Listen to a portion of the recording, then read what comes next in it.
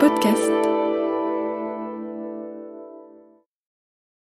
Le très honorable Jean Bardin présente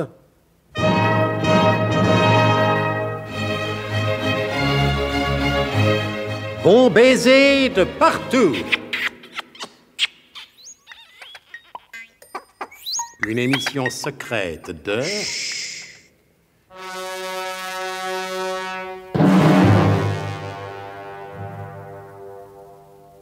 Donc, voici la note que les auteurs de ce feuilleton me prient de lire devant le microphone. Ce que je ferais bien volontiers s'il était un tant soit peu mieux écrite. Ma parole, sous prétexte qu'il s'agit d'une grande aventure d'espionnage, mais ils l'ont écrite en langage chiffré. Ah, voilà. La patience a ses limites et malgré mes nombreuses lettres, je n'ai toujours pas reçu ces 500 francs que tu m'avais promis de me rembourser sans faute le 1er juillet de l'année dernière. Si tu tiens absolument à ce que je vienne te faire une grosse tête à la sortie des studios, dis-toi bien que je suis à ta disposition à partir de lundi prochain. Mais quel jour sommes-nous? Ah, mais c'est lundi aujourd'hui. Je vous prie de m'excuser, mais il faut que je m'en aille. Oui, je vous lirai une autre fois la note que les auteurs m'ont remise et que j'ai dû égarer. C'est ça, bon vieux, ça va, disparaissez. On n'a pas besoin de vous. Tiens, voilà du boudin, voilà du boudin, voilà du boudin. Oh, patron! Pour les... Eh ben, qu'est-ce qu'il y a, le Trousse-Cotte? Pourquoi pleurez-vous? Oh, parce que vous êtes cruel avec moi, patron. Moi? Vous, le Trousse-Cotte? Bah, dites-vous bien que si je vous ai fait le moindre tort, je ne suis pas le réparer sur le champ ou sur le canapé de cette charmante auberge où nous étions l'autre jour. La campagne est encore très humide. Non, vous m'inviterez plus jamais à l'auberge. Moi? Et pourquoi donc, le Trousse-Cotte? Depuis ce matin, vous n'arrêtez pas de chanter en me regardant. Tiens, voilà du boudin. Si vous croyez que j'ai pas compris que vous me prenez pour un boudin. Oh, mademoiselle Trousse-Cotte, qu'allez-vous chercher là? C'est tout simplement parce que je suis de bonne humeur et me vient-il naturellement aux lèvres sur frein de ma jeunesse. Quand j'étais jeune sous-lieutenant à Sidi Bellavès, et puis ici même dans le renseignement, ne sommes-nous pas la plus grande des légions étrangères? Et j'étais assez éloquent, vous ai-je convaincu? Oh, vous, patron. Oh, vous avez toujours réponse à tout. Alors, séchez vos jolis yeux, mademoiselle Trousse-Cotte. Là, mieux? Un peu mieux, merci.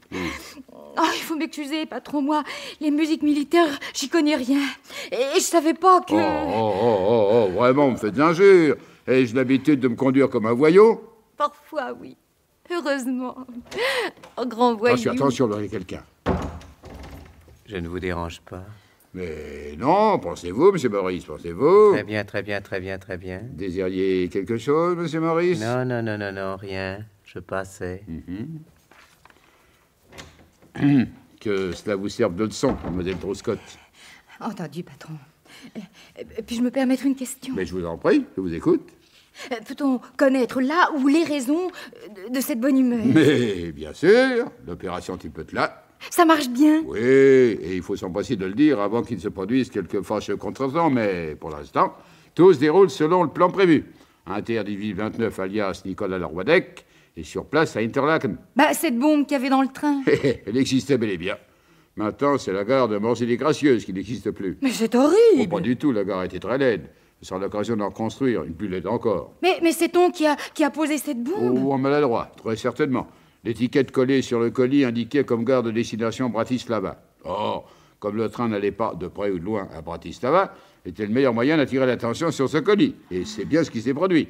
Pour le moment, c'est la DST qui mène l'enquête. J'ai ma petite idée là-dessus. Je me garderai bien de la leur dire.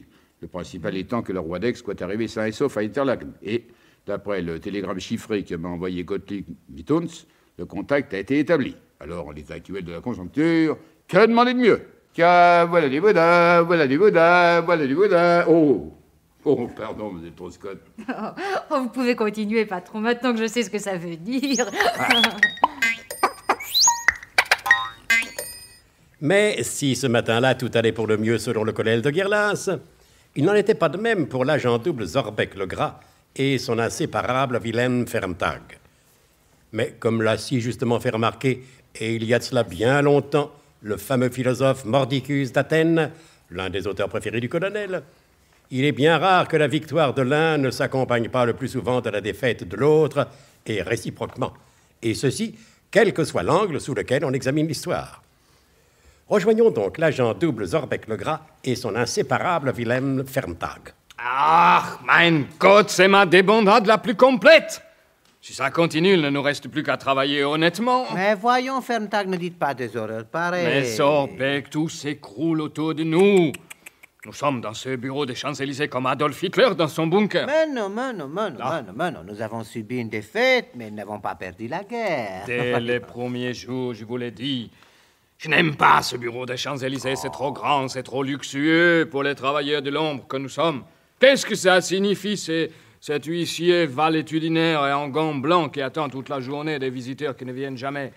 Et tout ceci est de votre faute, Sorbeck le Gras. Mais oui, toujours avec vous, n'est-ce pas, la folie orientale, l'ostentation, le munificence, la faste. Les fastes. Et si vous croyez que la faste du monde sera changée parce que vous avez loué ce bureau, tout ce qui arrive est de votre faute, Non, mon cher imbécile. Wilhelm, ne nous emportons pas. Ce n'est pas moi qui ai voulu enlever mes mains, c'est vous. Non. Moi, j'y voulais enlever ma main. Oh, ce qui m'agace, ça recommence. C'est exact, ça. Mais vous n'avez pas enlevé ma main. Vous avez pris à la place cette horrible chose qu'on ne peut même pas jeter à la poubelle comme un vieux prospectus hors d'usage. Ah, pour une fois qu'une femme tombe amoureuse de vous, je ne vois pas de quoi vous vous plaignez, vous. Je ne suis pas d'humeur à penser au pré-Catalan. Mais depuis longtemps, j'ai l'habitude de votre vocabulaire qui ne ressemble à aucun autre, mais cette fois-ci, je ne comprends pas ce que vous voulez dire à votre pré-Catalan. Oui, je me suis trompé. Je voulais dire que je n'étais pas d'humeur à penser à la bagatelle. C'est la même chose. Bon, vous avez tort. Cela vous permettrait de voir les choses avec un peu plus d'optimisme. Ma vie privée ne regarde que moi. Bon.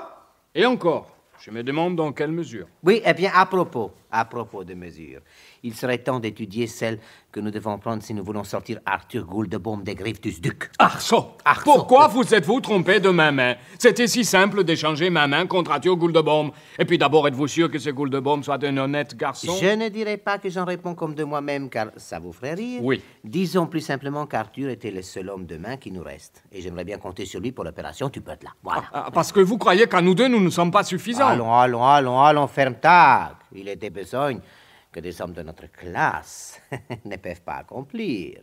Quoi, par exemple? Oh non, mon cher Ferntag, ne me jetez pas ce regard glauque à travers votre monocle, vous allez le casser. Non, ce n'est pas à vous que je vais faire un cours sur certaines méthodes en honneur, si l'on peut dire, dans le renseignement. Si vous faites allusion à certains interrogatoires un peu poussés, dites-vous bien que je ne suis pas une mauviette et que je n'ai pas peur des coups. Hein? Oui, à condition, bien entendu, d'être du côté de celui qui les donne. Ah, oui.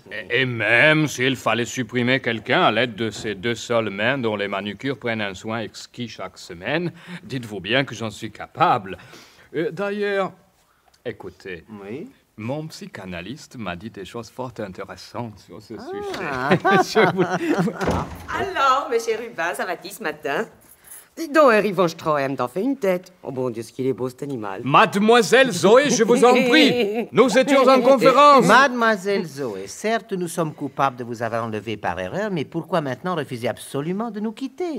Rentrez gentiment chez vous, hein? Allez reprendre votre petit travail chez Duflac et Petit Ah non, Binet. non, pas question. Moi, je veux rester avec Eric von Stroheim. Non, Mademoiselle Zoé, rentrez chez vous pendant qu'il est encore... Non, si vous me mettez à la porte, je raconte tout aux journaux. Les journaux ne s'intéressent qu'aux vedettes, et vous n'êtes pas une vedette. Ah ben moi, je vous parie que les journaux s'intéresseront à moi. Oh non, laissez-moi rester avec vous. Je peux être utile, vous savez. Mais pourquoi pas? Pourquoi pas? Non, Sorbeck, vous êtes fou. Pas du tout. Vous étiez petite main dans cette usine de joints de culasse, n'est-ce pas? Que diriez-vous de devenir femme de main chez Sorbeck le Gras? Comme ça, vous ne quitteriez pas Eric von Stroheim? Sorbeck. Je veux dire, notre ami Wilhelm Ferntag. Pourquoi pas?